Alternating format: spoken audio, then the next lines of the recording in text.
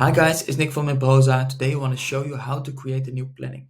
Right now I'm in my campaign and I have here one Facebook post that is ready to be in the planning. So if I want to make a planning, I go under personalize to participants. And here I can see all the participants.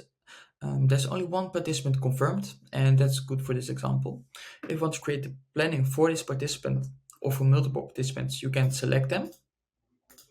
I will select only the confirmed one, click on new planning, and here I can create a new planning. I will do it for a Facebook post as I have only one Facebook post created. I can see here the amount of eligible participants and here the amount of usable content items. Now this is in both cases one. I can also select only use clipped content items. I can go to content items, clip the ones I want, and then use that.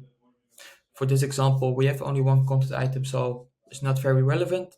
I can select the name. I will just call it new planning. The specific period, I will do it from today to the end of the month. And when to create a post. For example, if you want it only in weekdays or only in weekends, you can select that. The posts per week, if you have multiple posts, this is very relevant. How many posts per week do you want? And the available hours.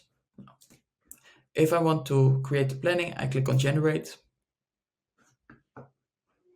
And that's how I created this planning. So here we see the channel, we see new planning, we see the date, the participant, and the personal plannings. This is the post.